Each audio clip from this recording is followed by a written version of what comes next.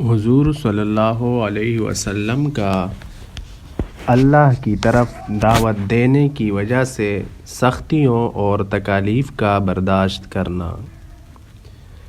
حضرت انس رضی اللہ عنہ فرماتے ہیں کہ حضور صلی اللہ علیہ وسلم نے فرمایا کہ اللہ کی خاطر جتنی تکلیف مجھے پہنچائی گئی اتنی کسی کو نہیں پہنچائی گئی، اور جتنا مجھے اللہ کی وجہ سے ڈرایا گیا اتنا کسی کو نہیں ڈرایا گیا، اور مجھ پر 30 دن اور 30 راتیں مسلسل ایسی گزری ہیں کہ میرے اور بلال رضی اللہ عنہ کے پاس کسی جاندار کے کھانے کے قابل صرف اتنی چیز ہوتی جو بلال کی بغل کے نیچے آ جائے، یعنی بہت تھوڑی مقدار میں ہوتی تھی۔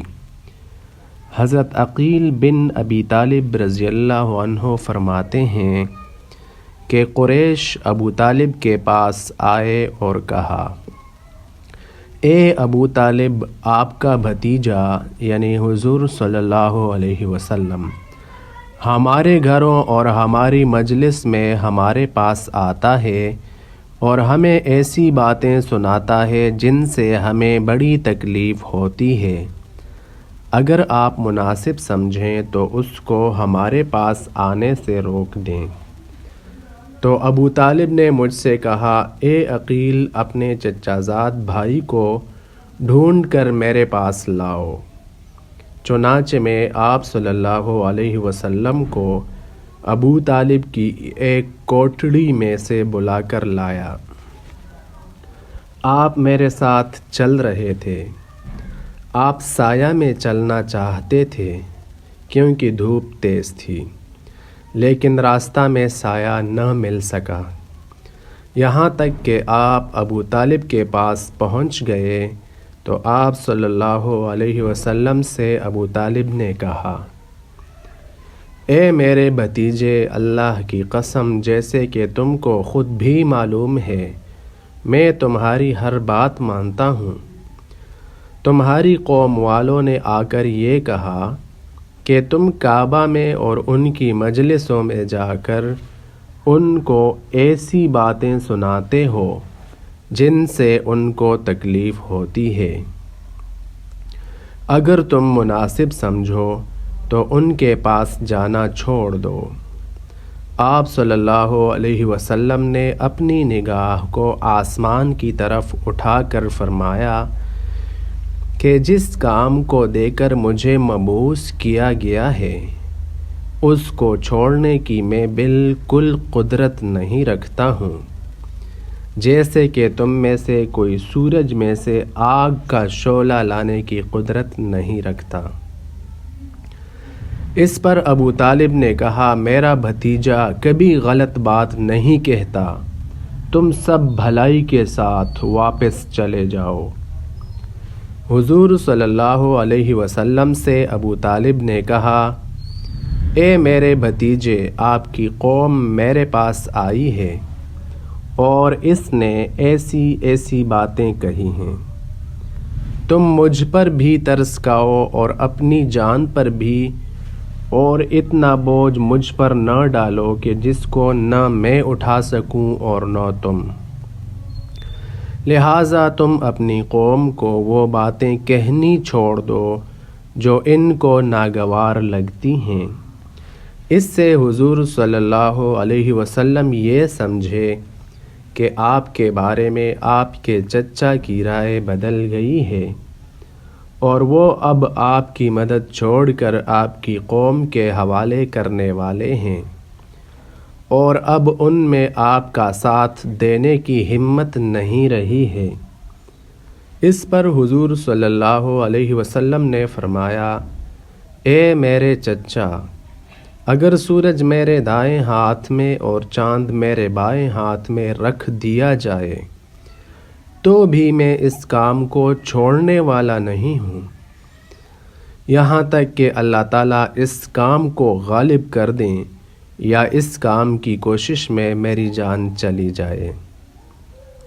اتنا کہہ کر حضور صلی اللہ علیہ وسلم کی آنکھیں ڈبڈبا آئیں اور آپ رو دیے اور آپ وہاں سے پشت پھیر کر چل دیے۔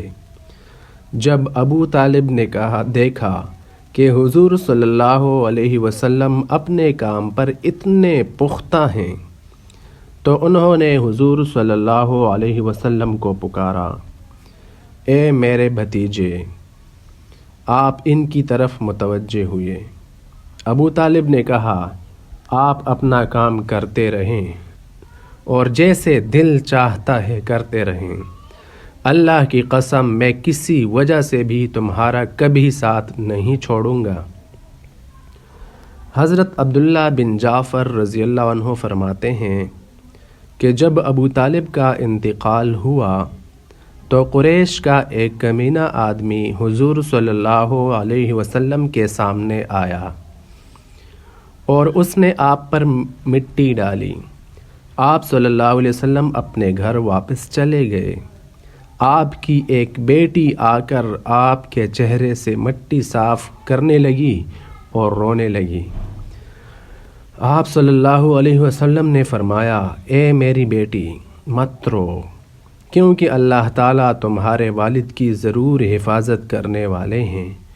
اور آپ صلی اللہ علیہ وسلم فرما رہے تھے کہ ابو طالب کے انتقال تک قریش میرے ساتھ اتنی ناگواری کا معاملہ نہیں کر رہے تھے، اب یہ شروع ہو گئے ہیں۔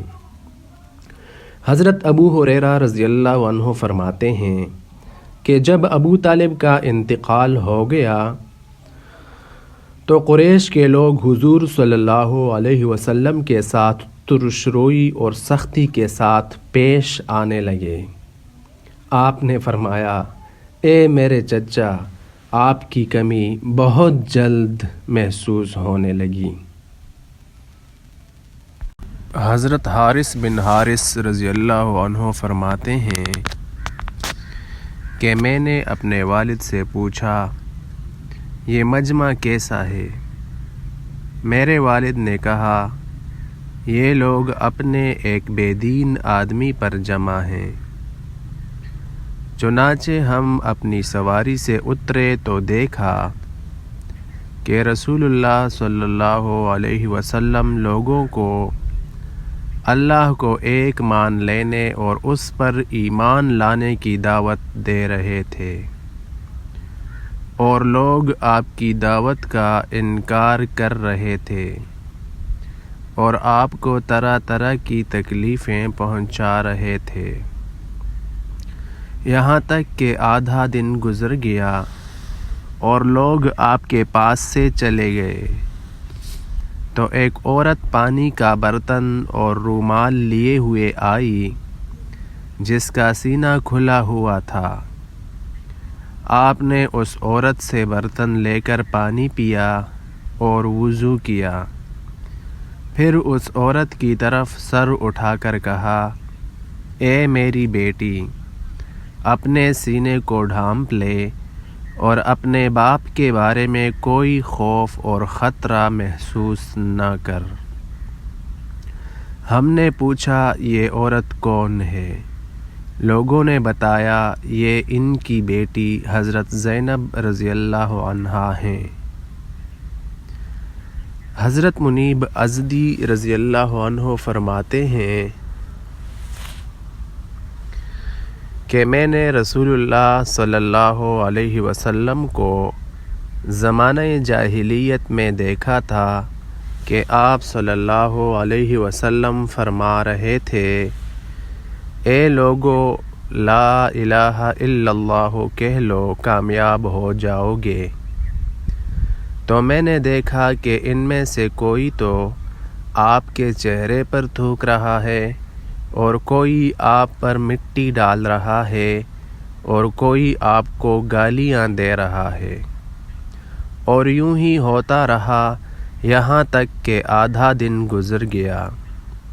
پھر ایک لڑکی پانی کا پیالہ لے کر آئی جس سے آپ نے اپنے چہرے اور دونوں ہاتھوں کو دھویا اور کہا، اے میری بیٹی، نہ تو اپنے باپ کے اچانک قتل ہونے کا خطرہ محسوس کرو اور نہ کسی قسم کی ذلت کا۔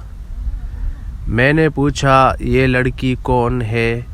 لوگوں نے بتایا کہ یہ حضور صلی اللہ علیہ وسلم کی بیٹی حضرت زینب رضی اللہ عنہا ہیں۔ وہ ایک بہت خوبصورت بچی تھیں۔